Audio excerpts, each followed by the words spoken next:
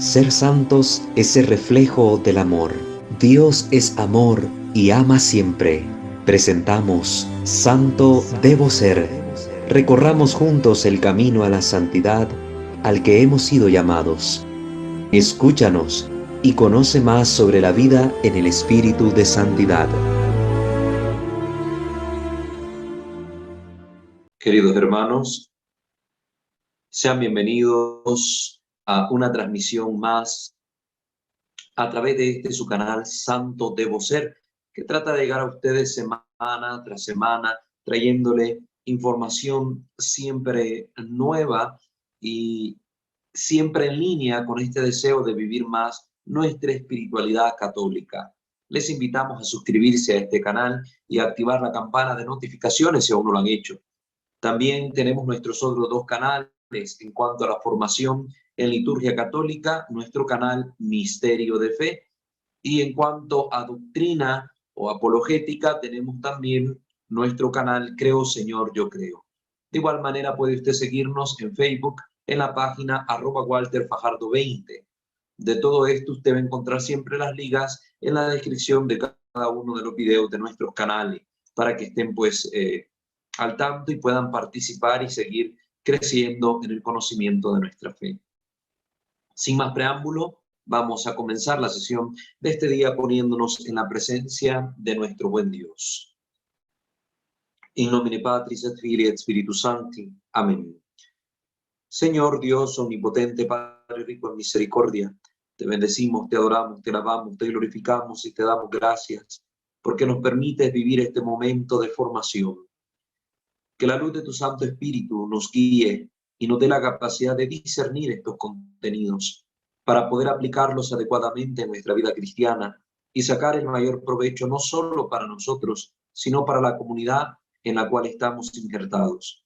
Que nuestra Santísima Madre, la siempre Virgen María, San José, los santos y los ángeles, nos alcancen de ti con sus ruegos las gracias que necesitamos para nuestra salvación eterna. Te lo pedimos a ti que vivís y reinas por los siglos de los siglos. Amén. Pater noster, qui es in celi, sanctificetur nomen tuum, adveniat regnum tuum, fiat voluntas tua sicut in cielo et in terra. Panem nostrum quotidianum da nobis hodie, et dimitte nobis debita nostra, sicut et nos dimittimus debitoribus nostris, et ne nos inducas in tentationem, sed libera nos a malo. Amén. Ave Maria, gratia plena Dominus tecum, benedicta tui mulieribus, et benedictus fructus ventris tui, Iesus. Santa Maria Mater Dei, ora pro nobis peccatoribus, nunc et in hora mortis nostre. Amén.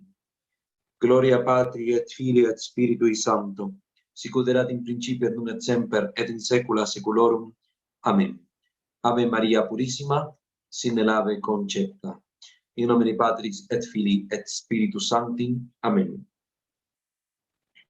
Bueno, hermanos, estamos en nuestro curso de introducción a la demonología y continuamos viendo estas interrogantes acerca de los demonios, en las cuales hemos venido respondiendo una serie de dudas o cantidad de interrogantes que ustedes han manifestado, pero que a la vez nos vamos fundamentando siempre, además de como ya lo hemos hecho en el Catecismo de la Iglesia Católica, en la doctrina de los distintos concilios, del magisterio de la Iglesia, lo que postulan los santos, como Santo Tomás de Aquino. También estamos trabajando con la obra de distintos autores que, dejando testimonio escrito, pues nos permiten acercarnos más a esta realidad. Hemos citado ya al padre Gabriele Amor, que tiene innumerable cantidad de obras sobre el tema. También otros sacerdotes que tienen conocimiento en la materia, exorcistas.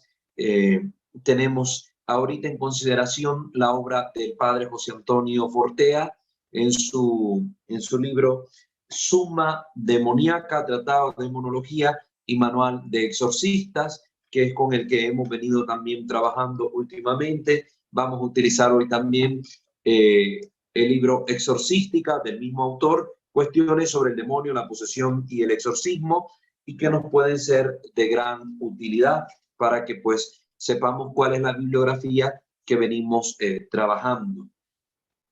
La sesión pasada terminamos respondiendo a la pregunta de cómo era posible hacer la distinción entre una visión, si es realmente un fenómeno de corte espiritual o es un fenómeno producto de un desequilibrio mental, ¿verdad? Un problema psiquiátrico. Y decíamos que esta distinción no se puede hacer de manera sencilla en un solo encuentro, ¿verdad? Ni el mejor de los teólogos a veces puede distinguir muy bien, con certeza, si el origen, la fuente de esta alocución, visión, etcétera, es realmente espiritual o no. Sugería el padre Fortea, hay que darle tiempo a estas cuestiones, porque cuando es una enfermedad mental, cuando hay un desequilibrio en la psique de la persona, pues luego con el tiempo va esta enfermedad progresando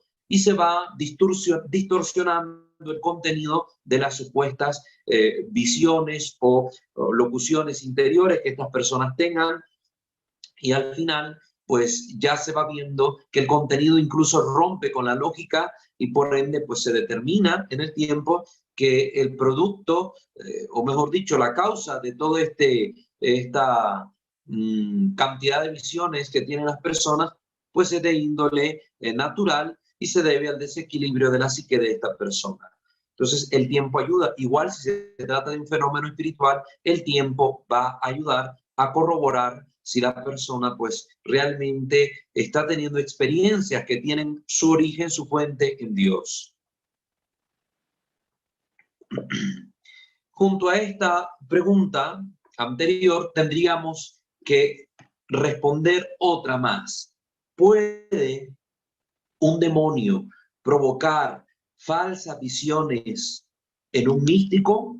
Pues todas las personas que han seguido la línea de estas formaciones pueden responder con facilidad a esta interrogante. La respuesta sencilla y directa es que sí, ¿verdad? Puede provocar este tipo de visiones. De hecho, yo les invito siempre a ustedes y les dejo el enlace en la descripción a que vayan a recibir la formación en las reglas de discernimiento de espíritus de San Ignacio de Loyola, que tenemos también en este canal. Un conjunto de reglas que resultan sumamente iluminadoras en este tipo de contenidos. De hecho, para este tipo de preguntas, como la anterior y las que estamos tratando ahorita, iluminan mucho las reglas llamadas de la segunda semana. Las reglas llamadas de la segunda semana. Estas reglas son todavía de mayor utilidad para aquellos que Dios ya ha elevado a la vía mística, a donde Dios conduce el alma totalmente entregada a Él, más por los dones del Espíritu Santo que por los combates ordinarios. Estas reglas, asimismo, útiles en casos místicos, milagrosos, visiones, estados místicos, éxtasis, que no son tanto signos de santidad, pues de lo contrario, decía con humor San Buenaventura, habría que decir que Balaán era un santo, lo mismo que su burra, sino que son signos que Dios da para el bien de la gente.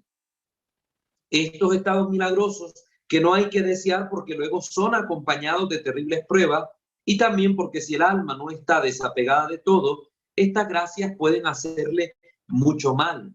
Entonces, el contenido de las reglas de la segunda semana lo encuentran aquí en nuestro canal, y ellas ciertamente nos dan grandes luces para poder discernir de forma más adecuada el origen, la causa, el motivo del porqué de ciertas experiencias que viven algunas personas, ¿verdad? Como bien decía, esta introducción que le daba sobre las reglas de la segunda semana, las almas místicas son aquellas a las que Dios ya va llevando una profunda unión con Él, pero precisamente porque las almas se entregan a este amor, a este deseo de desapegarse del mundo para entrar en contacto con Dios. Entonces, de este tipo de personas resulta en este tiempo existir mucha gente que quiere entrar más en contacto con Dios, pero no necesariamente podemos llamarle místico a cualquiera de estas personas, porque por desgracia y debido a la cantidad de información que circulan por las redes,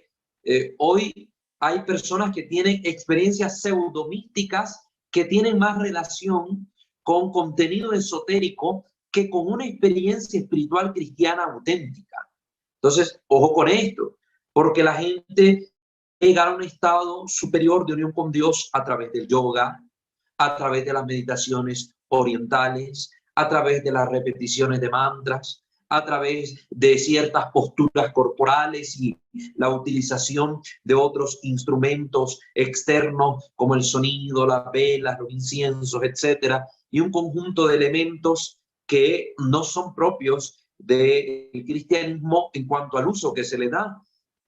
Otros por ahí buscando maestros astrales, espirituales, ángeles que se vuelven maestros en sus caminos a la trascendencia, terminan equivocando entonces la dirección y por ende hay que tener cuidado, porque mucha gente a veces se acerca a los sacerdotes diciendo, mire padre, estoy teniendo este tipo de visiones, estoy experimentando esta situación, siento que Dios me está hablando, que la Virgen se me está apareciendo, que los ángeles o los santos se me están manifestando, que levito cuando oro y no sé cuántas más cosas pueden decir. Entonces, este fenómeno se está acrecentando en este tiempo, precisamente por esta mala alimentación del espíritu que tienen estas personas, porque le están nutriendo su espíritu con cualquier cosa que le salga al paso. No, hay que vivir una experiencia de fe cristiana auténtica que nos permita llegar a esa vía mística. Esperemos en Dios que todos logremos esa unión más intensa con Él, pero hay que hacerlo de la manera adecuada, como la Iglesia nos lo enseña, a través de la vida de los santos, a través de la oración, una participación frecuente de los sacramentos, especialmente de la Eucaristía y la vivencia de un estado de gracia adecuado. Y dejarse guiar en este campo, necesitamos dejarnos guiar por los sacerdotes de nuestra iglesia, por el director espiritual. Entonces, ¿puede un demonio provocar falsas visiones en un místico? Claro que sí. Y hay muchos místicos auténticos y muchos pseudomísticos, ¿verdad? Y otros que de místico no tienen ni la letra M de la palabra. Entonces hay que tener en cuenta que aún siendo un místico auténtico, pueden darse ciertas experiencias que son provocadas por el demonio. Pero vamos a dar lectura a lo que comenta al respecto el padre Fortea en su libro Summa Demoníaca. Las naturalezas angélicas tienen poder para infundir visiones y locuciones en cualquier mente humana. Recordemos, como ya se ha explicado, los demonios son ángeles que han perdido el estado de gracia. Entonces, son naturalezas angélicas. Entonces, tanto los ángeles fieles como los ángeles infieles, es decir, los demonios, tienen este poder, tienen esta capacidad de poder infundir en los seres humanos visiones y locuciones. Recuerden que ellos no tienen cuerpo, que ellos no tienen cuerdas vocales, pero ciertamente pueden comunicarnos especies inteligibles, es decir, pensamientos de forma directa a nuestra mente, ¿verdad? Directamente lo pueden hacer. Ahora bien, Dios, para evitar el desbarajuste que en las almas produciría este tipo de actuaciones si se diera con frecuencia, prácticamente nunca consiente que se den. ¿Sí? La forma ordinaria en que Dios nos comunica las cosas es por medio de su divina revelación que está contenida en la sagrada tradición divino-apostólica, en las sagradas escrituras, expuestas, defendidas e interpretadas auténticamente por el magisterio de la Iglesia, es decir, en el depósito de la fe. Con esto no quitemos el hecho de que muy extraordinariamente puede darse el caso que Dios permita este tipo de intervención angélica o que quiera comunicarnos algo a través de los ángeles o que pueda permitir ciertos estados en el alma, ciertas experiencias provocadas por los demonios con un fin específico, que ya lo vamos a ir comprendiendo a medida que avancemos en la temática. Entonces, Dios lo puede permitir y hemos visto casos. Por ejemplo, en la Biblia se nos consigna el caso de San José, ¿verdad? Que pensaba abandonar en secreto a la Virgen María y en sueño fue visitado por un ángel que le habló. Ahí hubo una locución interna. El ángel tiene esta capacidad, se comunica de parte de Dios con José y le da el mensaje, ¿verdad? Que no tema tomar por esposa a la Santísima Virgen María, pues al que esté esperando en su vientre ciertamente es hijo de Dios. Desde luego, si no fuera porque el Altísimo contiene el poder del demonio, Este se aparecería continuamente como ángel o como santo, engañando a la gente, porque el demonio puede tomar distintas apariencias. Esto ya se explicó también en los videos anteriores y la escritura es clara en esto. El demonio se disfraza como ángel de luz para engañar a los hombres. Entonces, ojo, no todo lo que parece ser venido de Dios es de Dios. Por eso hay que discernir. Disciernan los espíritus, dice San Juan. Disciérnanos, espíritu, pónganos a prueba para saber si son o no son de Dios. Ha habido casos en que el demonio se ha aparecido incluso con la apariencia de nuestro Señor Jesucristo, como la contada anécdota que ya hemos mencionado acá en nuestro canal, cuando el demonio se le aparece a San Ignacio de Loyola con la apariencia de nuestro Señor Jesucristo, o como cuando se le apareció a San Felipe Neri con la apariencia de nuestra Madre Santísima. Estos santos, acostumbrados al trato con nuestro buen Dios, supieron discernir la presencia, la experiencia que esta presencia les hacía percibir y lograron, lograron vencer la tentación del maligno que buscaba perturbarlos o confundirlos con esta apariencia. En el caso verdaderamente excepcional de que haya una revelación mística en un alma y al director espiritual le entre la duda de que puede estar en medio el demonio, hay dos criterios que se pueden seguir en situaciones de este tipo. Entonces aquí el padre Fortea va a sugerir dos criterios que se pueden seguir. Primero, seguir toda inspiración que nos lleve al bien como si viniera de Dios. Es lo primerito que da. Aquí a la va a desglosar él, solo las estoy mencionando. Seguir toda inspiración que nos lleve al bien como si viniera de Dios. Y segundo, obedecer al director espiritual por encima de toda revelación. Esto es algo en lo que les insistimos a todos ustedes. La necesidad de tener un director espiritual al que podamos someternos en obediencia, al que podamos acudir para que nos ayude en el proceso de discernimiento y en el camino a la santidad, de forma tal que esto nos permita crecer en la virtud. Nadie puede guiarse a sí mismo. Nadie. Necesitamos todos de otras personas entendidas que nos procuren un acompañamiento adecuado. Aún el mismo Santo Padre tiene en Roma su director espiritual. El Santo Padre tiene su director espiritual, tiene su confesor también particular. ¿Cuánto no más nosotros necesitamos también este auxilio? Y vayan a preguntar a los cristianos, a la mayoría, si tienen su confesor, se andan confesando con todo mundo, disculpen la expresión, con todos los padres habidos y por haber, y no es que no tengan ellos la potestad de confesarnos, claro que sí, pero no hay el mismo progreso. Si yo me ando confesando con un padre aquí, con otro allá, pues el otro padre que me escuche por primera vez no va a reconocer tal vez los pasos que he dado en falso en el camino que llevo en mi vida y no me va a poder aconsejar de la mejor manera. Pero si yo me confieso habitualmente con un sacerdote, va a decir, hombre, ¿qué está pasando? En este pecado siempre estás cayendo. A ver, probemos este método. Ah, ya lo probamos, no fue efectivo. Te ayudamos con este otro método y nos va a poder aconsejar mejor, nos va a poder acompañar mejor. Igual el director espiritual, necesitamos buscar un sacerdote sabio, conocedor, con ciencia y con una gran espiritualidad que nos permita seguir progresando en el camino del espíritu para ser cada vez más santos, más virtuosos. A veces esto nos falta, ¿verdad? Esto nos hace falta. Continúa el padre Fortea.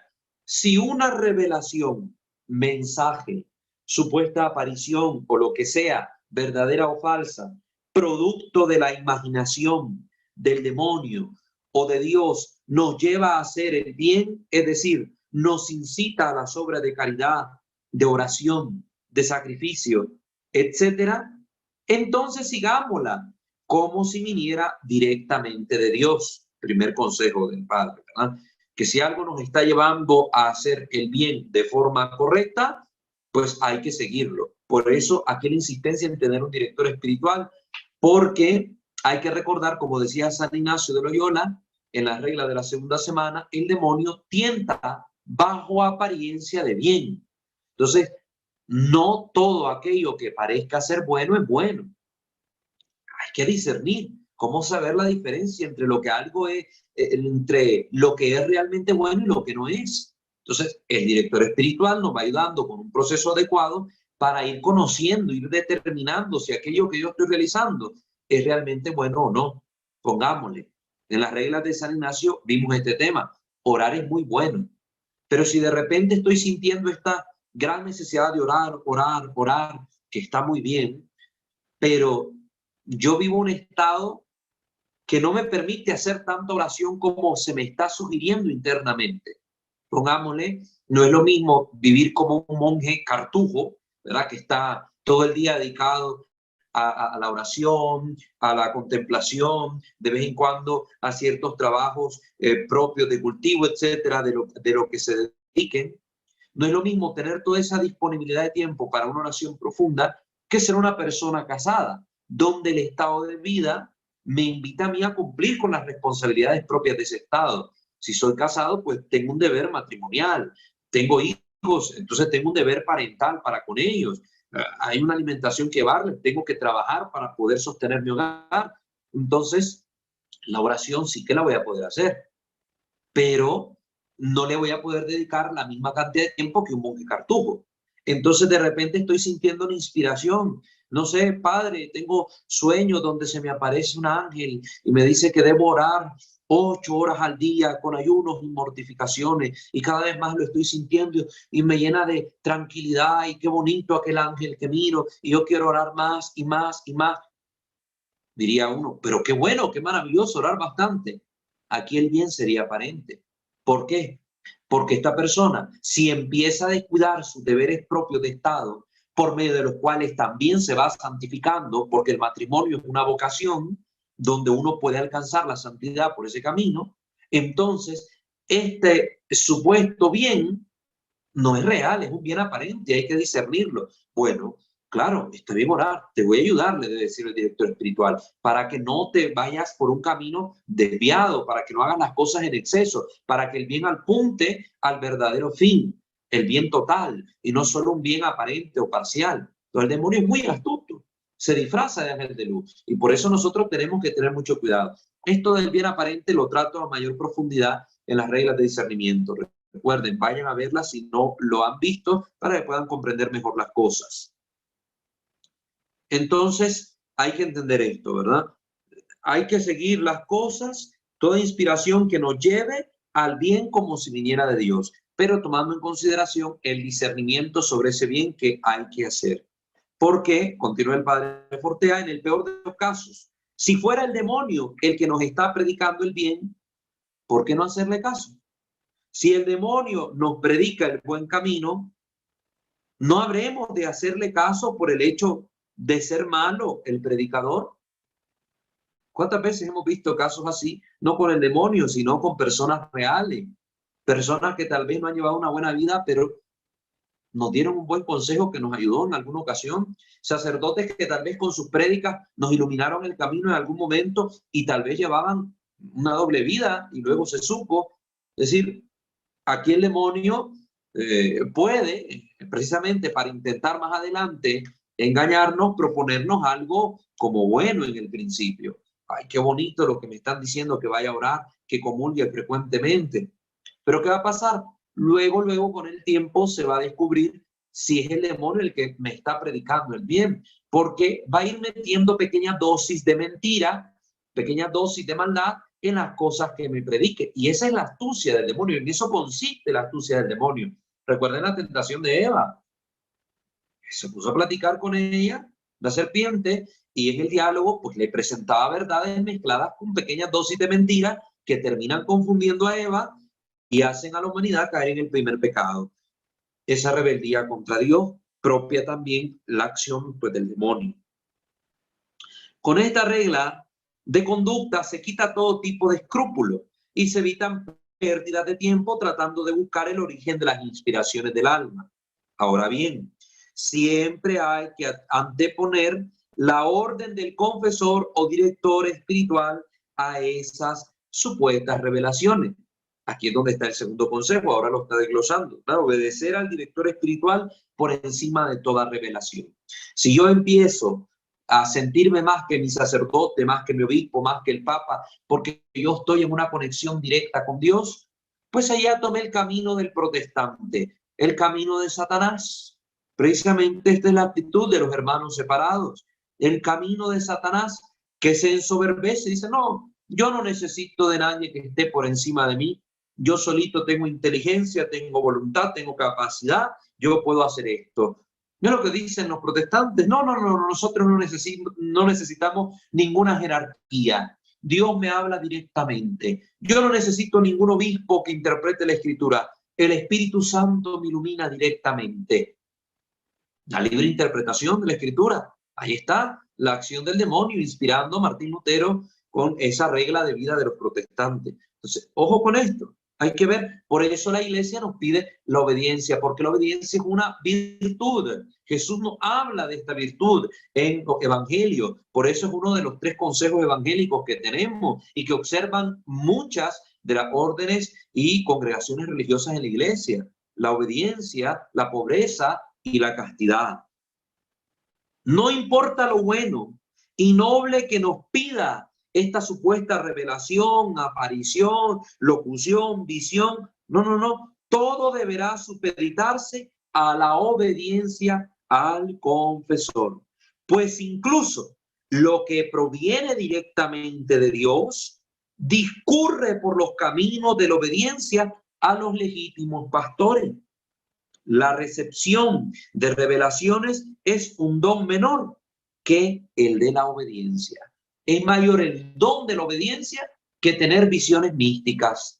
Es muchísimo mayor, porque tener visiones las han tenido gente buena y gente mala, pero la obediencia es una virtud que me santifica. Viviendo en esa virtud me vuelvo más santo, un hombre virtuoso. Recuerden que la iglesia, más que canonizar por apariciones, visiones o milagros, la iglesia toma en cuenta la vida virtuosa de la persona. Entonces, ojo, la obediencia. Una obediencia legítima. También aquí tenemos videos sobre la obediencia. Hicimos 3 videos sobre la obediencia en nuestra sección dedicada a los grupos de oración. Y hablamos también de la legitimidad de poder cambiar de director espiritual o confesor si aquello que se nos está mandando no obedece al bien del alma que está siendo dirigida por él o me está llevando a pecar. Entonces, un director espiritual debe procurar siempre ser santo, ser sabio y tener una vida recta para poder guiar mejor a los que estén pues trabajando las cuestiones del espíritu con él. Esto es algo que tenemos que considerar. Véanse esos videos también para que sepamos diferenciar los tipos de obediencia. En la iglesia no hay obediencia ciega, esto no está bien.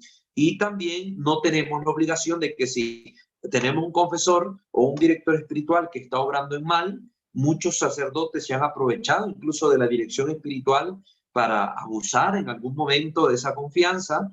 Entonces hay que tener cuidado. Yo no estoy obligado a quedarme con alguien que me esté haciendo mal solo porque es el padre de la iglesia, porque es mi confesor. No, si hay algo que no está bien, yo puedo consultar con el obispo o con otro sacerdote y ya me ayudarán a discernir si me quedo con este director espiritual o no. Ojo con esto, porque hay mucha gente también que anda buscando directores espirituales que le queden como anillo al dedo, ¿verdad? Que el director espiritual o el confesor sea complaciente con ellos, que no los corrija, que no les llame la atención, que no les manden obediencia a hacer tal o cual cosa, ¿no? Andan buscando sacerdotes complacientes, muy ajustados a su mentalidad, muy ajustados a su forma de proceder. Eso tampoco está bien. Yo no debo cambiar de director espiritual si me ha mandado en obediencia algo que me cuesta hacer, pero que no me gusta. No lo debo cambiar porque tal vez lo que me está mandando a hacer es un remedio saludable. Recuerden que no todo remedio cae bien, no le gusta a la persona, ¿eh? No nos gusta. A ver qué remedio es delicioso. ¿Quién dice, ay, qué lindo una quimioterapia, me siento a gusto con ella, me la voy a ir a poner de gusto? Nadie. El remedio a veces es molesto, es complejo, doloroso, pero necesario para alcanzar la curación. Entonces, ojo con eso. Profundicen estos temas con los capítulos, con las sesiones que les estoy sugiriendo ver. Vamos a ver si les ponemos también los enlaces en la descripción para que ustedes más fácilmente los encuentren. Así que, si esas revelaciones provienen del demonio, una de dos, o entrarán en conflicto con la obediencia al confesor, o pronto dejarán de conducir al bien, intercalando incitación al mal en ellas. Eso es lo que dice el padre Forteo. Otra vez aquí, el tiempo va a ayudar. Si el demonio es el que nos está predicando este bien, poco a poco vamos a ir encontrando en el tiempo, entre más vayan sucediendo estas revelaciones, pequeñas dosis de mentira, de engaño, etcétera, en esas supuestas revelaciones. O lo otro, ¿verdad? Va a haber un choque de lo que yo estoy sintiendo y lo que el director me pide hacer. Por ejemplo, decía San Ignacio, estas reglas que tocamos, lo vimos con las disertaciones que hacía el padre Barriel, que si, por ejemplo, el Señor se aparece a alguien, ¿verdad? Tiene una visión, una persona sobre el Señor y le manda a hacer algo, y esta persona va donde su director espiritual y dice, no, no vas a hacerlo. El Señor, estaba contando una experiencia, si no mal recuerdo, el Señor le va a decir a esta alma, bueno, obedece a tu director espiritual, porque es lo que se ha visto en la vida de muchos santos. Y sujetándose a la obediencia, esta persona, aunque tenía un mandato de Dios, por la obediencia, por la virtud de la obediencia, alcanza mayor santidad que si desobedeciendo a su director espiritual hubiera hecho aquello que Dios le mandaba. Porque a Dios no le agrada la desobediencia. A veces Dios ayuda a que esta virtud crezca en nosotros, permitiendo estas pruebas, Él diciéndonos una cosa y dejando que el director espiritual nos diga otra, pero para ayudarnos a crecer en la humildad y la obediencia. Recuerden el Padre Pío, siempre lo cito como ejemplo. El Señor lo había dotado de muchos dones, carisma, etcétera. Estaba haciendo mucho bien a la iglesia. Le mandan al obispo, bueno, cállese, no va a celebrar misa en público, enciérrese, no va a andar confesando a la gente, esté ahí en su celda, ¿verdad? Que es su cuarto, así se le llaman las habitaciones en los monasterios o en los conventos, la celda, váyase ahí en su celda y se va a estar. ¿Qué hizo el Padre Pío? Yo tengo revelaciones, yo tengo los estigmas, a mí yo le sé la vida y milagro a la gente cuando se confiesa. ¿Por qué voy a obedecer a esos hombres necios, a los obispos? ¿Hizo eso? No. Humildad y obediencia. Se fue a su celda, hizo lo que la iglesia le pidió. Y después de un tiempo, la misma iglesia le restableció en las funciones que realizaba con anterioridad. Y la iglesia, que en algún momento a través de los obispos pudieron censurar algo en él, pues es la misma iglesia que años después terminó canonizándolo y elevándolo a los altares con su fiesta hoy en día, el 23 de septiembre, ¿verdad? Cada año. Entonces, es algo que tenemos que aprender. La obediencia. Poco aguanta el demonio predicando el bien, continúa el padre Fortea. Por el contrario, si la revelación es de Dios, no hay conflicto entre revelación y director espiritual, porque la obediencia al director espiritual es obediencia a Dios a través del clérigo. Miren bien, obediencia al director espiritual.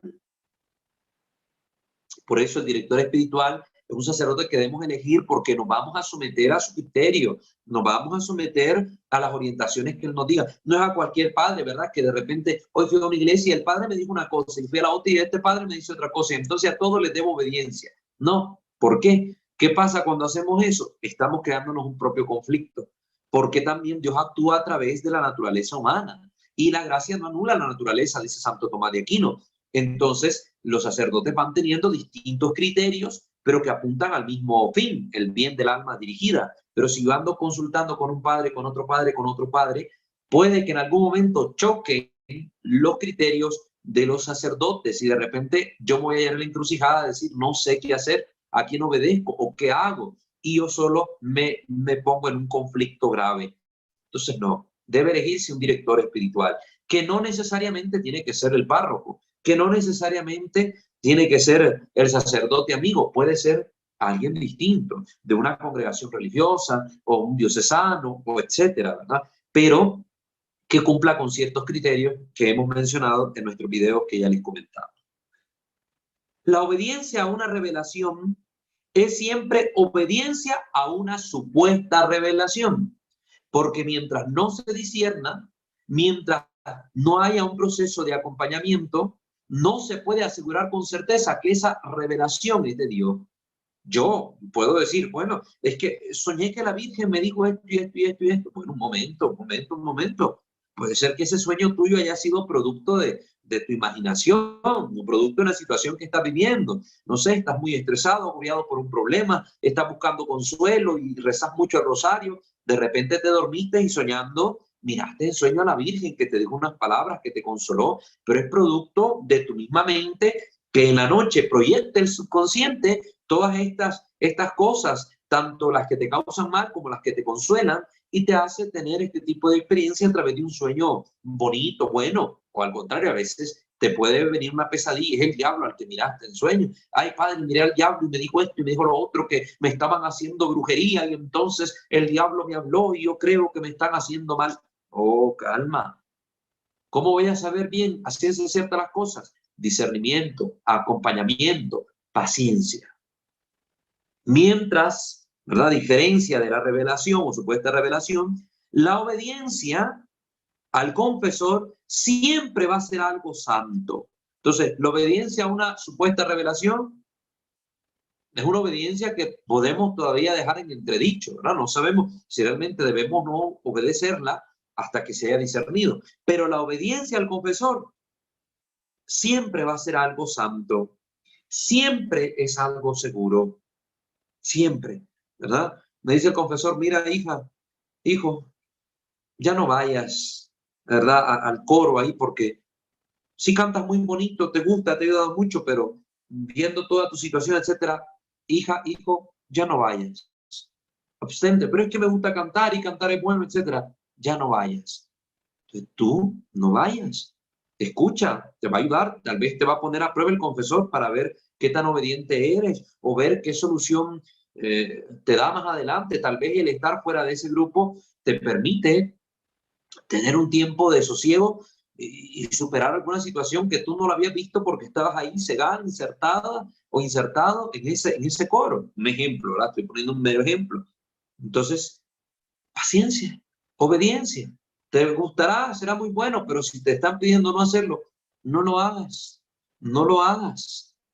Miremos, por ejemplo, con las redes, cuántos sacerdotes están haciendo muchísimo bien a la iglesia a través de los medios de comunicación social. Se dice que el continente digital, así se le llama ahora a todas estas redes, a todos estos espacios digitales, es ahora el nuevo continente a evangelizar, y estos son los medios que nos pone a mano. Y hay muchos sacerdotes que están haciendo sumo bien a la iglesia. Y sin embargo, de repente intervienen los pastores que están en su legítimo derecho según el Código de Derecho Canónico, Canon 823, parágrafo 1, si no estoy mal. Están en su pleno derecho de intervenir, y algunos de ellos, tenemos el Padre Sam, por ejemplo, les han dicho, detén esto un momento, páralo, salte de las redes. ¿Y ellos qué han hecho? Obedecer. Bueno, se han salido de las redes. Ahí andan circulando videos de ellos, que son viejitos, pero se han salido de las redes por obediencia a sus pastores, aunque no estaban haciendo ningún mal, aunque estaban ayudando mucho, pero han obedecido. Nosotros mismos tenemos aquí nuestros canales, y si se nos pide un momento, mira, no sigas, detente, aunque estén los temas a medio tocar, pues tendré yo que parar los videos por obediencia, porque yo estoy sujeto a la obediencia a los legítimos pastores. Aunque el contenido que estamos compartiendo aquí es santo, sano, en el sentido de que lo que se les está transmitiendo es la fe, la espiritualidad de la iglesia, nada fuera de la recta razón y fe, pero debemos obedecer si se nos pidiera. Si no se nos pide, pues adelante, seguimos trabajando en la obra del Señor. Entonces, la obediencia es sumamente importante. El dirigido debe recordar la máxima de obedecer siempre mientras no sea pecado. Esta es la máxima que debe regir toda forma de obediencia. Obedecer siempre mientras lo que se me mande no sea pecado. Si a mí se me manda hacer algo contrario a la fe, contrario a la moral, contrario a la enseñanza de la iglesia, yo debo desobedecer, y sería legítimo, porque la obediencia siempre debe conducirme a lo santo. Lo que no me conduzca a lo santo, yo no debo obedecerlo. No lo debo obedecer. Mire, hermano, es que aquí en misa nos gusta pegar gritos y bailar en el templo. Bueno, bailen ustedes, pero yo no puedo obedecer eso, porque la iglesia en sus normas, en su enseñanza, no me manda eso. Entonces yo no puedo obedecer algo contrario a lo que la iglesia me manda. Es que lo manda el párroco a decir, sí, será muy el señor párroco, será muy el señor obispo, pero si me manda a realizar algo contrario a la enseñanza de la iglesia, yo no puedo realizarlo. Mire, hermano, es que dice el Papa que usted deje de leer la Sagrada Biblia, que deje de leer la Biblia, que ya no lea la Biblia. Eso no me lo puede mandar el Papa. ¿Por qué? Porque Dios ha dispuesto que el hombre conozca la divina revelación a través de su sagrada palabra, y la iglesia ha consignado estos escritos, estos textos, ha creado la recopilación de textos, la Biblia, para que yo pueda nutrir mi vida en el espíritu. Entonces hay cosas que por muy buenas que parecieran, no las puedo obedecer, no las puedo obedecer. Mire, es que, hermano, el padre con el que me confieso, me mandó a que yo usara anticonceptivos o que me operara para no procrear, para espaciar a los hijos. Discúlpeme, eso no lo puedo obedecer porque está en contra de la enseñanza moral de la iglesia que nos es presentada en el catecismo. Entonces, aquí es donde tenemos que tener presente siempre esta consigna. Obedecer siempre mientras no sea pecado, mientras lo que se me mande no atente contra la fe, contra la moral, contra la santidad. Entonces, de ahí yo debo obedecer todo lo demás que se me mande. Si no es contrario a esas tres cosas, yo las debo obedecer. Aunque no esté de acuerdo con ellas, aunque no me gusten, yo las tengo que obedecer. De lo contrario, tengo el llamado a desobedecer lo que está mal. A desobedecer lo que está mal. El místico no solo no está liberado de la obediencia, sino que especialmente él está más sujeto a ella. Porque hay muchos pseudomísticos, como les digo ahí, que se creen más que el director espiritual, más que los obispos. Ya se han visto múltiples casos de desobediencia en la iglesia de estas personas. No hace mucho hablábamos en el canal también de la situación de Cleveland, ¿verdad? Donde se dio también esta experiencia espiritual de una mujer que tuvo estas supuestas revelaciones que estaban siendo discernidas. Y digo un caso como este porque es conocido por muchos, de los famosos rosarios por la vida naciente, donde eran pequeñas camándulas con gotitas de lágrimas y dentro traían un fetito y una cruz hecha con gotitas de sangre. Eso es lo que se interpretaba del signo. Y pues cayó en desobediencia, porque empezó a rebelarse en contra de lo que el párroco le decía, en contra del obispo, se le pedía que hiciera una cosa, no hacía caso. Entonces, pudo ser algo que comenzó siendo auténtico, pero por la soberbia de la persona se fue desviando, se fue apartando de lo que Dios realmente quería hacer a través de ella en la iglesia. Entonces, no, es el místico el primero que debe preocuparse, cualquier persona que esté viendo este tipo de experiencias, alocuciones, visiones, sueños, etcétera. El primero en decir, voy a buscar ayuda espiritual, voy a ponerme en manos del director espiritual, voy a someterme al juicio de la iglesia. Es la iglesia la que tiene el último criterio de discernimiento y es la que va a decir si esto es verdad o no es verdad. Mientras la iglesia no se pronuncie sobre algo, yo no puedo decir que estas visiones que yo estoy teniendo sí son de Dios. No. A ver, ¿y quién respalda eso? Dios. Ay, ya parezco protestante, ¿verdad? ¿Y por qué fundaste la iglesia? Es que Dios me dijo. ¿Y cómo sé yo que fue Dios y no fue el diablo que te engañó? Es que ¿cómo va a ser del diablo una obra que es de Dios? Claro que puede ser del diablo. Si aquello está llevándose a la gente a separarse del cuerpo místico de Cristo y a morir espiritualmente porque pierden la vida de gracia de estar en cisma y cometiendo pecado tras pecado sin poder participar de los sacramentos, pues eso no viene de Dios. Pero la iglesia es la que tiene el último criterio de discernimiento. Y la razón está en que el místico siempre está en peligro de caer en soberbia. Más el místico, porque por esas experiencias elevadas, por esas situaciones, la persona se puede empezar a sentir especial, se puede empezar a sentir mejor que los demás, se puede empezar a sentir como una escogida de Dios para una misión particular. Y entonces el demonio puede meter la soberbia, puede inyectar pequeñas dosis de soberbia desobedece, no le hagas caso, no vayas, tú eres más santo que esa persona, pero si tú oras más que el cura, pero si tú ya viste el cielo y el cura ni siquiera lo ha visto, pero si el cura es pecador, tiene una doble vida, triple vida, y tú hasta levitas en el aire. El demonio es astuto y susurra aquí al oído, susurra al oído para engañar, ¿no? Muy bien, todos estos dones, maravilloso, bendito sea Dios si se tienen, pero todos discernidos por la iglesia, con ayuda del sacerdote, del director espiritual, del confesor. Por eso, el místico debe desconfiar más de su propio juicio y someterse y ser humilde a un hombre más pecador que él. De lo contrario, le puede pasar como al diablo, que enamorado de sí mismo, embelesado con los dones que Dios lo había revestido, se corrompe con lo que ha recibido. Cuidado. La veracidad de esos dones pude comprobarla en varias ocasiones sin ninguna duda. Pero aquella persona poco a poco comenzó a no escuchar mis indicaciones. Consideraba ella que estaba tan avanzada en la perfección que podía ser guiada directamente por el Espíritu Santo. ¿Se están fijando? La misma mentalidad de los protestantes. Al ver que una terrible soberbia se veía en el horizonte todavía lejano, mis indicaciones se convirtieron en órdenes. Recuerden, era su director espiritual, entonces ya no solo le podía hacer sugerencias, sino que también podía darle órdenes, porque hay una sujeción de obediencia al director espiritual, ¿verdad? Si mandaste a hacer algo, yo lo debo hacer, ¿verdad? Estoy bajo obediencia, y si desobedezco, ahí ya es pecado, es pecado. Pero la persona optó por seguir sus propias inspiraciones más que lo que yo le decía.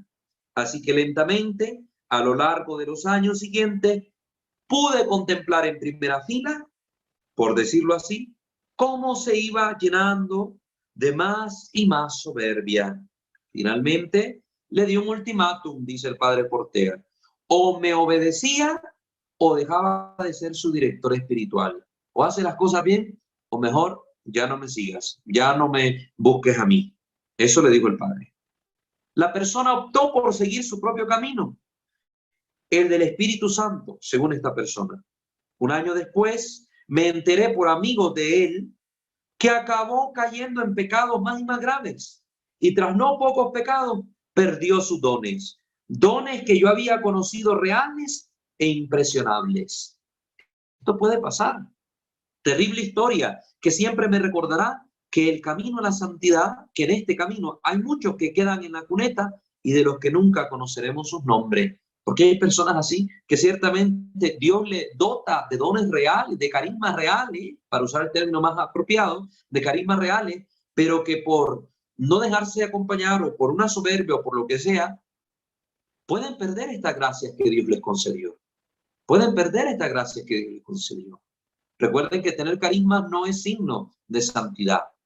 Muchos endemoniados también pueden hacer cosas grandes y prodigiosas que ante la humana capacidad es imposible, pero ellos pueden hacerlo, no por esto son santos. Entonces hay que tener cuidado, hay que tener este cuidado. Muy bien. Vamos a pasar a una segunda pregunta. Con esta vamos a terminar la sesión del día de hoy, ¿verdad? ¿Puede el demonio o los demonios provocar estigmas? Ya nos preguntamos si pueden o no provocar visiones, revelaciones, etc. Ahora miremos si puede o no provocar estigmas. Sí, el demonio puede provocar estigmas, responde el padre Portea sin ninguna duda.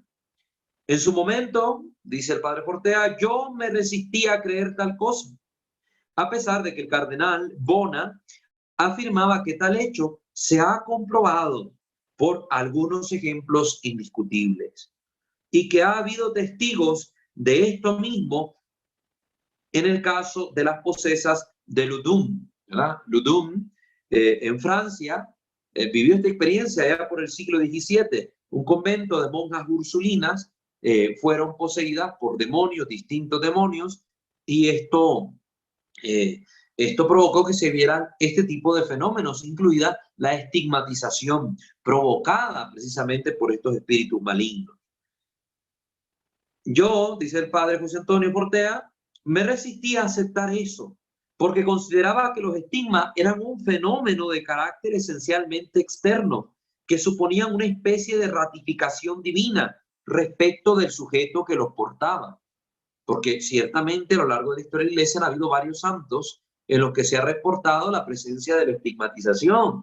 Por ejemplo, tenemos uno de los santos, creo que si no estoy mal, el primero en ser registrado en la historia, San Francisco de Asís, estigmatizado en su cuerpo, el padre Pío de China, que hemos mencionado, Beata Catalina Emmerich y otros santos beatos y venerables que también se ha atestiguado este fenómeno en ellos. Por eso le es fácil a cualquier persona pensar de que si esta persona ha llegado al punto de manifestar estigmas en su cuerpo es porque es un místico elevadísimo. Pero no necesariamente. Por eso se necesita acompañamiento y discernimiento. Es decir, otros fenómenos místicos son ocultos, dice el padre Portea, y son dados para bien de la persona que los posee. Pero la estigmatización se da esencialmente para los demás. Por eso son marcas externas y son, creía, una especie de confirmación divina de la santidad de la persona que los porta. Y así San Pablo afirma en carta a los Gálatas, capítulo 6, versículo 17, Gálatas 6, 17, que nadie me moleste, pues llevo en mi cuerpo las marcas de Cristo. Que nadie me moleste, pues llevo en mi cuerpo las marcas de Cristo. De este versículo caben varias interpretaciones, todas plausibles, dice el padre Portea. Hay biblistas que interpretan esto de otra manera. Pero si está hablando de estigmatización, entonces a primera vista parecería corroborar la impresión de que supone una especie de manifestación del favor divino. Impresión espontánea, por otro lado, entre la gente que conoce tal fenómeno. Pero aunque esto sea así, lo cierto es que más adelante conocí, no de primera mano, sino por filmaciones, dice el padre, un caso de pseudo-mesías, una persona que se atribuía a sí mismo el título de Mesías, que se creía el Salvador, que padecía sangrado de sangre en ciertas partes de su cuerpo. No eran propiamente estigmas, sino que la piel sangraba. Y hay varios casos, sí, de personas que resultan con ciertas estigmatizaciones que también pueden ser producto de fenómenos psíquicos, ¿verdad? Fenómenos atribuibles a la propia biología de su cuerpo, ¿verdad? Esta persona. Por eso también a estos individuos se les hacen estudios médicos para determinar el origen. Si se ve que nada natural es ocasión de este fenómeno, de un sangrado en las manos, en la frente o en otras partes del cuerpo, entonces se le atribuye una causa espiritual que luego habrá que determinar si esto proviene de Dios, algo sobrenatural, o es ocasionado preternaturalmente por los demonios. ¿Qué conclusión sacamos de todo esto? Quizá la gran enseñanza de que este hecho tan anecdótico pueda suceder es que el mismo Dios que nos da los signos para conocer la verdad nos ha dado la inteligencia para discernir los signos, lo que les estaba diciendo. El Dios de la inteligencia se ha complacido en proponernos este tipo de enigmas para que nosotros los resolvamos. En cualquier caso, el origen de un caso de estigmatización, como de cualquier otro fenómeno místico, se deducirá de los frutos que produzca en la vida de esa persona. Si a través de los carismas, a través de estos tipos de fenómenos, la persona se vuelve más humilde, más sencilla, más obediente, más santa, los frutos que está produciendo en las personas que se acercan a ella son de santidad, son buenos, pues ahí se está viendo una huella divina. Pero si por el contrario la persona se ensoberbece, se enciega en su necedad, la gente que se acerca a ella se vuelve cada vez más desobediente a la autoridad de los legítimos pastores, se vuelve más soberbia, más triste, más oscura en su vida espiritual en este sentido, pues habría que ver qué está pasando ahí, hay que discernirlo. Por sus frutos los conoceréis, dijo el Señor en el Evangelio. Los frutos del maligno son la soberbia, la desobediencia, pecado en definitiva. Los frutos del alma de Dios son la humildad, la obediencia, la vida sacrificada, La virtud en última instancia. Vuelvo a repetir que el hecho de que los estigmas puedan ser producidos por el demonio es algo muy anecdótico y accidental, pero la enseñanza que se extrae de ello es muy importante para cualquier campo eclesiástico. Todo puede falsificarse menos la virtud. El demonio puede simular que es la Virgen, puede simular voces angelicales, puede simular estigmatización, puede dar hasta cierto punto la capacidad de hacer pseudomilagros, pero jamás podrá falsificar la virtud. La virtud no la puede falsificar, porque el demonio no es santo y la virtud brilla en los santos. Y el demonio es un desgraciado, es decir, alguien que ha perdido la gracia, que está sin la gracia.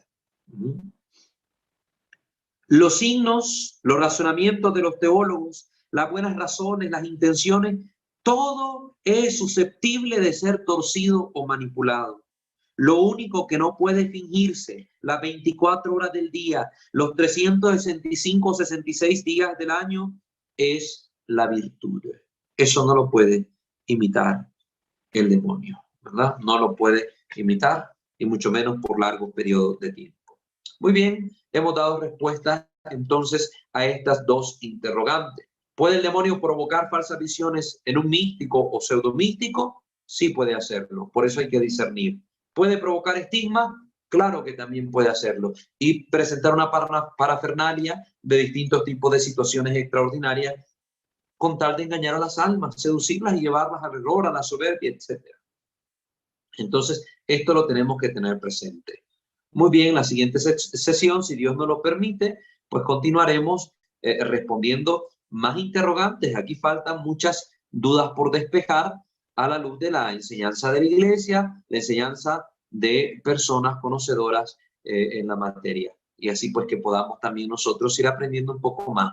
Les recuerdo que en la descripción también tenemos un enlace a una charla formativa en materia de angelología que impartió Fray Claudio Calderón, quien ejerce su ministerio sacerdotal en Costa Rica y que es exorcista también en aquel país. Y les voy a dejar en la descripción también el enlace a un video de las sesiones que está impartiendo el Colegio de Exorcistas de la Arquidiócesis Primada de México en materia de angelología, demonología también, para que ustedes puedan sacar provecho de ellas. Todo este material hay que conocerlo, no hay que tenerle miedo a formarse, no hay que tenerle miedo a estudiar estas materias, hecho sanamente, sin morbo y sin ninguna intención esotérica. Esto produce en el alma, creo que una certeza de la fe, nos ayuda a caminar más santamente y a conocer mejor estas verdades que a veces son tan poco estudiadas por los fieles. Les recuerdo, están invitados a suscribirse a este canal y activar la campana de notificaciones. Santo debo ser. Visitar nuestros otros dos canales, Creo Señor Yo Creo y Misterio de Fe. Y seguirnos en nuestra página en Facebook, @WalterFajardo20. Los enlaces, las ligas, los links están en la descripción del video. Vamos pues ahora a abrir los micrófonos, cediéndoles las palabras a ustedes. Recuerden, los que nos están siguiendo en vivo en YouTube, pueden dejarnos sus preguntas en la caja de comentarios. También aquí les damos lectura para que todos podamos tener voz en esta sesión. Entonces, quien desee participar, hermano Osvaldo, podemos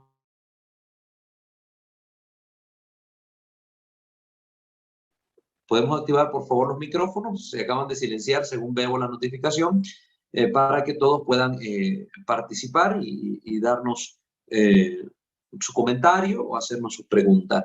Recuerden que las preguntas traten siempre de enfocarse en el tema tratado, porque a veces nos empiezan a preguntar, y tal cosa de los videntes que trabajan con la policía. Pues este no es el caso, ¿verdad? Ya se habló del tema, y ahí están los videos, pero tratemos de encauzar las preguntas en las materias que hemos tocado para que pues disfrutemos mejor el contenido y para que pues reforcemos los contenidos aquí aprendidos.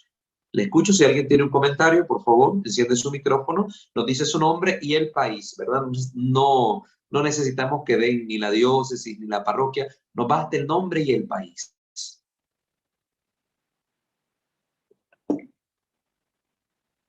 Osvaldo, si hay algún comentario también en YouTube. ¿Nos lo puede leer, por favor? Sí, por el momento no hay ningún comentario en YouTube. Perfecto. En YouTube ahorita no tenemos ninguno.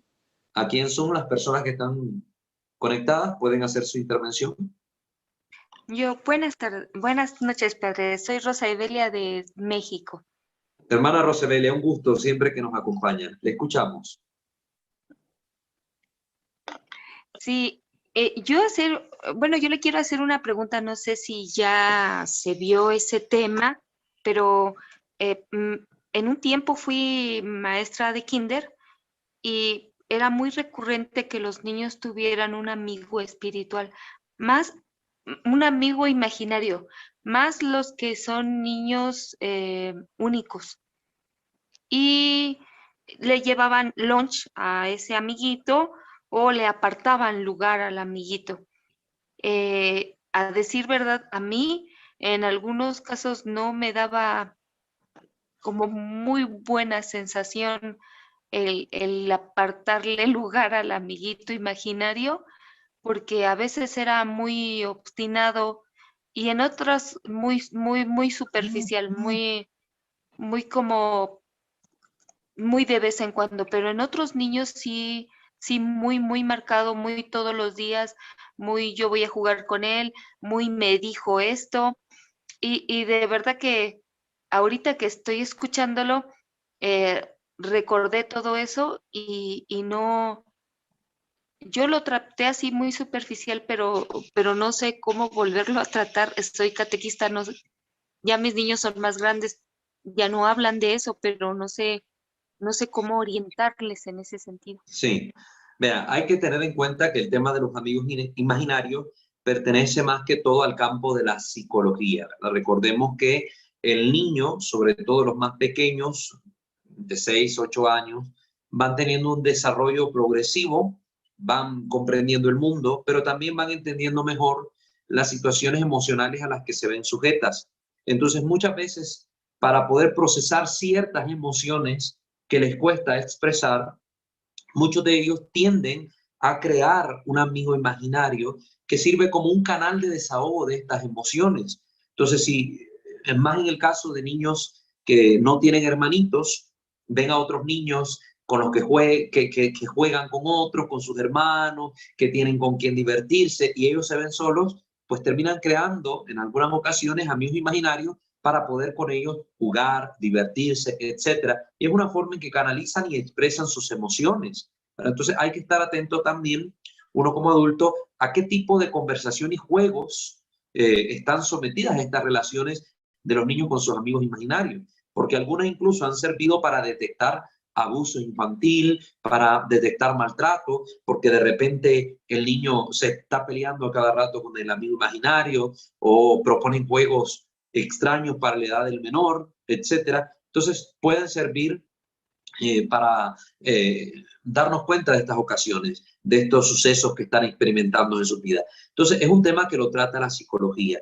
Por lo general, estos amigos imaginarios se presentan en la vida de muchos niños, que si no es un amigo como tal, es a un muñeco, a un juguete que lo dotan de personalidad, ¿verdad? Y lo llaman con un nombre y con él juegan, con él se expresan, etcétera. Pero con el pasar de los años, a medida que van creciendo, este tipo de conducta suele abandonarse. No descartemos el hecho de que pueda presentarse en muy rara ocasión, ¿verdad?, alguna intervención del maligno.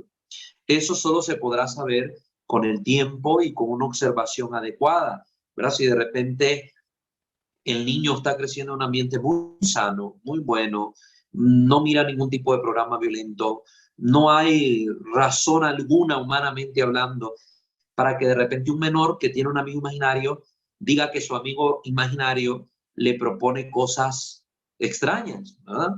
Matar a un animalito, robar cosas, hacerle daño a alguien. De repente empiezan a surgir estas cosas sin que haya motivo alguno. Bueno, uno puede sospechar, aquí hay algo más, ¿verdad? Si de repente la conducta del niño empieza a cambiar, a ser más agresiva, o por el contrario, muy esquiva con los adultos, muy con miedo, tiene miedo a su amigo imaginario, que su amigo imaginario le va a hacer daño, o le va a hacer daño a su familia o a alguien, podemos empezar a sospechar y hay que recurrir a los canales adecuados. Primero con el psicólogo, a ver qué está pasando aquí, tratar de discernir y ver que tal vez hay algo que no hemos notado en la superficie que puede ser el origen, la causa de esta situación anómala con el amigo imaginario. Si recurriendo a todos los canales ordinarios se descarta toda posibilidad natural de este tipo de comportamientos, pensamientos y sugerencias que el niño manifiesta a través del amigo imaginario, pues uno, a través del sacerdote, con un acompañamiento espiritual adecuado, puede ir discerniendo si realmente el niño está sufriendo algún tipo de acechanza del maligno, ¿verdad? Para poder determinar cuál es la causa de esto. Pero primero siempre irnos al factor de lo natural, ¿verdad? Lo psicológico. Después ya podemos entrar en otro campo, ¿verdad? Con una persona adecuada, ideal, que pueda atender esta situación y siempre con la tentativa de buscar una explicación racional a este suceso. Evitemos demonizar toda situación, ¿verdad? Porque hay una tendencia natural cuando somos muy cristianos, muy de fe, a saber que el maligno puede estar actuando por ahí. Entonces podemos caer en esta actitud no correcta, la pandemonización, donde vemos al diablo actuando detrás de cada cosa y de repente el niño está hablando solo, ay, está hablando con un espíritu maligno. El niño está haciendo algo, ay, el diablo se le está metiendo. No, no demonicemos las cosas. Primero los cauces naturales. Entonces, si hay niños que tienen este comportamiento, pues tratarlo con normalidad, tratar de platicar con ellos. A veces el niño lo que necesita es ser escuchado y ayudarle a canalizar sus sentimientos, sus emociones. Y cuando el niño encuentra este ambiente canalizador de la forma adecuada en sus seres queridos y las personas que lo rodean, va abandonando la idea del amigo imaginario. Entonces, en vez de poner al niño a que juegue con amiguito, a ver, ven, juguemos nosotros. Se pone a jugar con el niño. En vez de dejar que el niño le vaya a contar a su amigo imaginario, a ver qué te dice tu amigo imaginario o qué le contaste a tu amigo imaginario, mejor es llamarlo y platicar con él, a ver cómo te sientes, qué quieres decirme o cómo estuvo tu día y empezar a hablar con los niños. Esto ayuda a que ese proceso, pues, que se puede presentar en la vida de ellos en esta etapa temprana, pueda irse poco a poco superando. Es el consejo que le puedo dar. Muchas gracias, padre. Claro que sí, hermana Rosamelia. ¿Alguien más que quiera consultar o preguntar sobre la temática?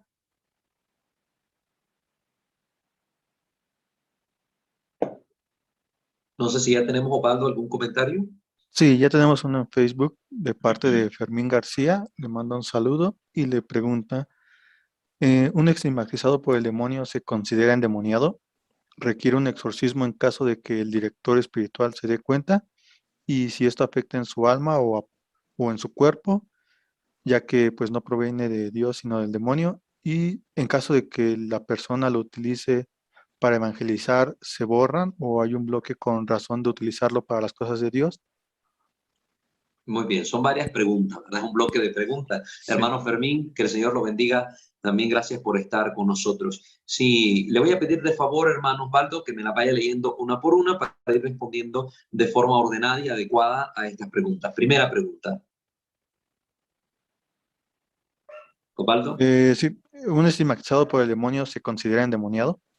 Muy bien, primero, recuerden que el demonio tiene distintas maneras de actuar sobre las personas, ¿verdad? De hecho, cuando estudiemos la parte de la acción extraordinaria del demonio, nos vamos a dar cuenta que el demonio puede infligir ciertos daños a la persona, por ejemplo, en la vejación.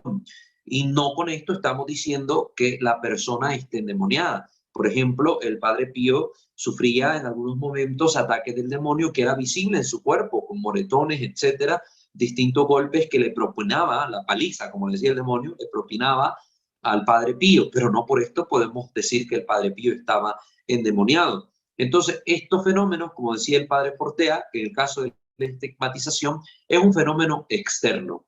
Entonces, no necesita una persona estar endemoniada para manifestar estos signos. El demonio puede provocar sobre ella algún tipo de acción que haga que en su cuerpo se presenten este tipo de fenómenos sin necesidad de que realmente esté poseída la persona. Entonces hay distintos grados de acción del demonio en su acción extraordinaria. Nosotros lo vamos a estudiar más adelante, Con costo hemos mencionado en algunos momentos pues la acción ordinaria del demonio, que es la tentación.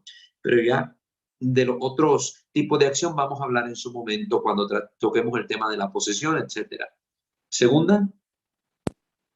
Pregunta si en esos casos se requiere un exorcismo en caso de que el director espiritual se dé cuenta.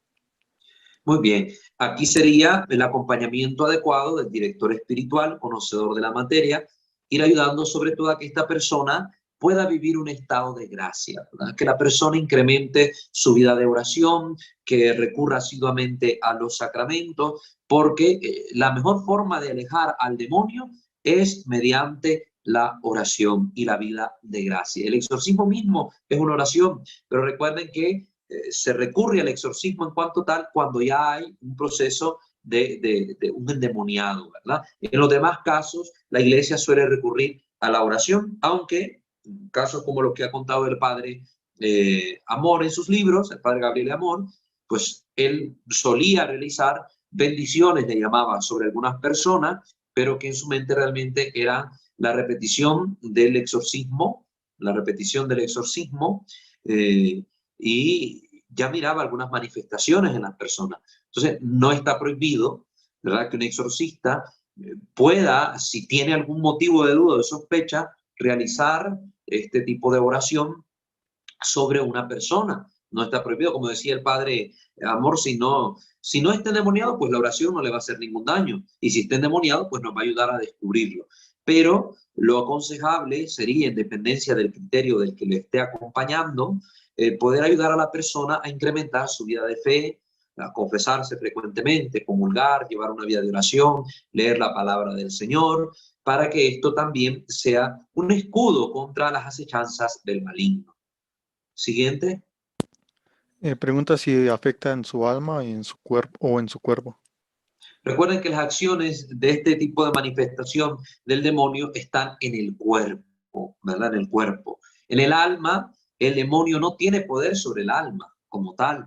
Es uno quien va entregándose en la vida de pecado a algo contrario a la voluntad de Dios. Entonces, el pecado, entonces, es una acción cometida por mí. Recuerden que decía el mismo Señor, no es lo que entra en el hombre lo que lo daña, sino lo que sale de él, del corazón del hombre. Entonces, cuando yo me abro a la acción del demonio, me abro a las tentaciones que el demonio me propone, a desviarme del camino de Dios, yo peco. Ahí es donde yo voy dañando mi alma.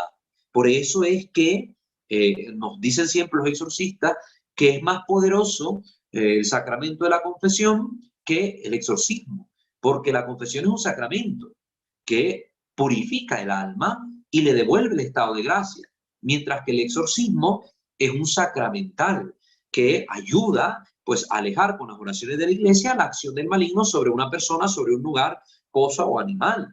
Entonces son grados diferentes. Así una persona, incluso como una santa, Santa Gemma Galgani, puede ser en algún momento poseída por el demonio y no perder su estado de gracia, porque su estado de gracia está en su alma. Pero su cuerpo puede estar siendo atacado por el maligno, que se puede estar manifestando en su cuerpo, aunque ella esté en estado de gracia. El estar poseído no significa que ya estoy en un pecado grave, no, porque la posesión puede ocurrir, como les digo, indistintamente en personas que están en estado de gracia y en personas que no lo están. Y el motivo de esto, la permisión divina, tiene fines y razones distintos por lo que esto acontece. Pero de ello vamos a hablar también en su momento, ¿verdad? En su momento. Y por último, pregunta si en la vida del estigmatizado se puede borrar en caso de que utilice esas cosas para evangelización o para alguna razón a favor de Dios. Bueno, la última pregunta no la comprendo muy bien cuál es el sentido que quiere darle, pero lo que vemos acá en la experiencia de los padres es que cuando un carisma o cuando un signo de Dios se está utilizando para un fin distinto para el cual Dios lo dio, entonces con el tiempo puede perderse. Personas que de repente con los carismas que tienen están haciendo uso de ellos para un fin lucrativo o que están haciéndolo para ensoberbecerse más, ganar popularidad o un rating o seguidores, pues lógicamente con el tiempo, como han desnaturalizado el fin por el cual recibieron cierto carisma o ciertos dotes que Dios le da, entonces pueden perderlo. La posibilidad siempre está ahí, si Dios se lo ha concedido para bien de las almas y la persona está utilizando aquello para bien de las almas como Dios se lo dio, entonces, ¿por qué razón Dios lo quitaría? Al contrario, puede que se vean incrementadas esas gracias, pueden que se vean, sí, incrementadas o variadas, ¿verdad? Tenía un solo carisma y puede dotarla de otros carismas a esa alma para ayudar a la comunidad. Pero eso dependerá de la voluntad divina de Dios, ¿verdad? No es que si ya tengo un carisma y lo estoy usando bien, entonces ahora venga, viene otro carisma. No, no, no, no, porque carisma es una gracia dada gratuitamente por Dios. Es decir, el beneplácito divino lo concede. No hay nada de por medio que sea como un motivo por el cual Dios esté obligado a concederme un carisma, ¿no? Dios lo concede a quien Él quiere y como Él quiere y cuanto Él quiere. Eso no lo olvidemos. Muchas gracias, hermano Fermín, por sus intervenciones. No sé si alguien más en Zoom quiere preguntar algo. Yo, Walter Ángel Hernández de México. Hermano Ángel, un gusto. Le escuchamos. Es probable que una persona que está sumida en los vicios pueda tener una posesión. Bueno, conozco un caso de que dice que de repente ya no sabe qué está haciendo y comete muchas cosas feas y posteriormente despierta como si no hubiera hecho nada y él no sabe nada. ¿Es probable eso? Muy bien, recordemos que cuando una persona se encuentra en el uso constante de distintas sustancias que alteran, ¿verdad? Que alteran su comportamiento, se expone a tener estos estados, ¿verdad? Estos episodios donde prácticamente hay una pérdida de memoria del acto cometido. Esto se ha escuchado en relatos que han narrado, por ejemplo, los alcohólicos en sus sesiones. Ellos han remarcado que en algún momento, producto del abuso constante de esta sustancia, el alcohol, pues llegaban momentos en que perdían la razón y cometían cosas de las cuales no tenían ellos idea de haberlas cometido, pero era un estado alterado de la conciencia producto del alcohol, de esta sustancia. Entonces sabían de lo que hacían porque sus amigos les relataban, porque sus familiares les contaban, porque le enseñaban algún video o algo. Entonces ahí se daban cuenta de lo que habían cometido. Recuerden que cualquier abuso de estas sustancias, ya sean drogas de distintos tipos, ya sea bebida alcohólica u otro tipo, ¿verdad? Hongos, alucinógenos, yo no sé cuántas cosas ahora andan por la calle.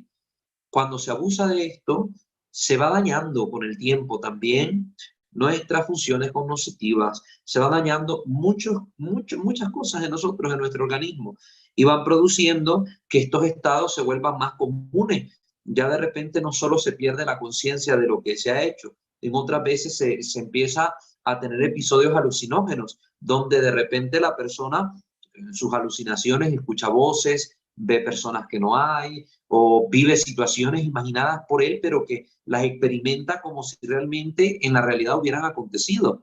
Por eso es peligroso el abuso de esta sustancia. Ahora bien, es recomendable, si esta persona está viviendo y este tipo de experiencias, ver cómo ayudarlas para que reciban el tratamiento adecuado. Recuerden, esta norma siempre hay que tenerla presente. No podemos adjudicar a algo espiritual una cosa si antes no hemos agotado todo recurso para demostrar que es natural, ¿verdad? Si tiene una causa natural, hay que demostrarlo, ¿verdad? Hay que demostrarlo. Hay que asegurarnos antes de adjudicar esto a una intervención del demonio.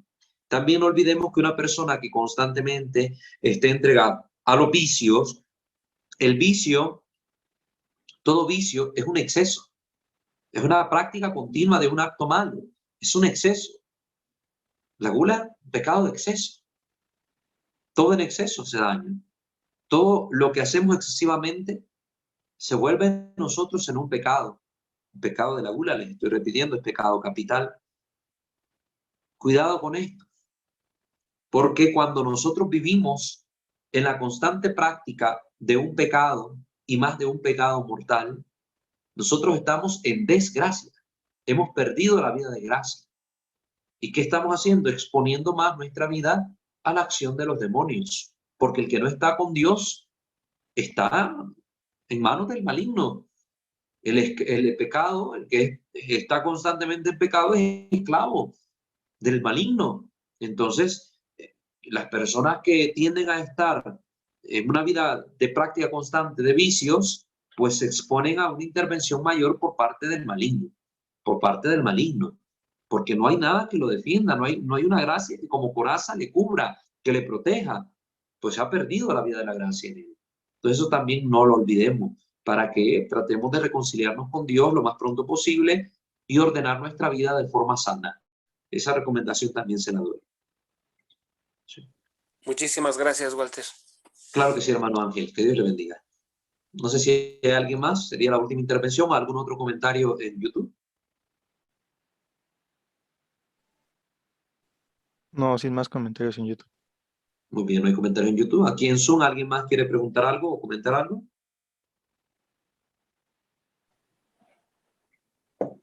Bueno, muy bien. Vamos entonces a finalizar nuestra sesión formativa de este día. Pongámonos en la presencia de nuestro buen Padre Dios.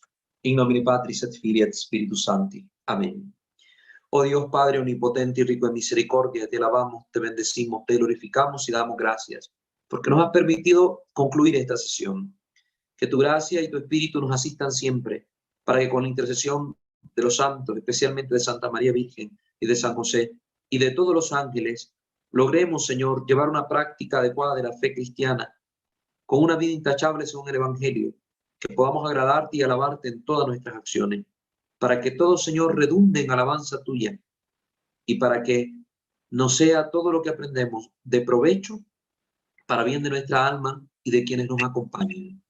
Te lo pedimos a ti que vives y reinas por los siglos de los siglos. Amén. Sub tuum presidium confugimus Santa Dei Genetrix, nostra deprecationes ne desficias in necessitatibus, sed a periculis cunti liberanos semper, ovid gloriosa et benedicta. Amén. Sancte Micael Arcangele, defendenos in prelio, contra nequis insidia diaboli esto presidium. Imperetili Deus supplicete precamur. Tuque prince milicia celestis, Satana aliosque spiritus malignos, vea perdiciones animarum per pagantur immundo, divina virtud in infernum detrude. Amén. Ángel de mi guarda, dulce compañía, no me desampares ni de noche ni de día, no me dejes solo que sin ti me perdería.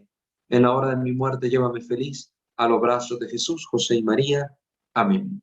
Ave María Purísima, sin el ave concepta. In nomine Patris et Filii et Spiritus Sancti. Amén. Que el Señor nuestro Dios me lo bendiga a todos ustedes. Dios primero, nos vemos en la próxima sesión.